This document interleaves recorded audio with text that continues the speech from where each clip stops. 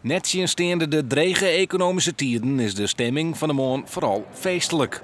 Want de zorgverzekerder had ik wat te vieren. Er binnen 50.000 nieuwe klanten bijkwamen. Een groot pad komt van FBTO Achmea, dat de Friesland hier mee fuseerd is. We hebben denk ik consequent onze campagne op een bepaalde manier doorgevoerd. We hebben heel erg goed geluisterd naar wat onze klanten willen. Mensen zijn veel kritischer, mensen kijken vooral heel erg naar de prijs.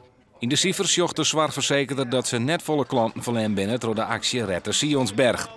Die raap hierop om oer te stappen en door de zorgverzekerder om de Friesland te min dwaan om de zorg in Dokkum te behouden.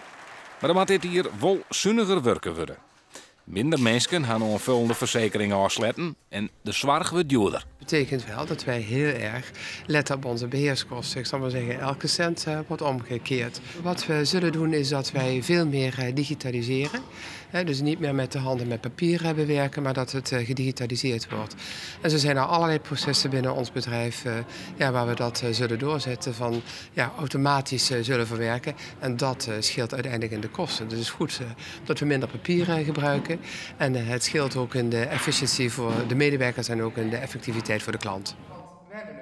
De Friesland had op het stuit zo'n 860.000 klanten. Het grootste part daarvan komt uit Friesland.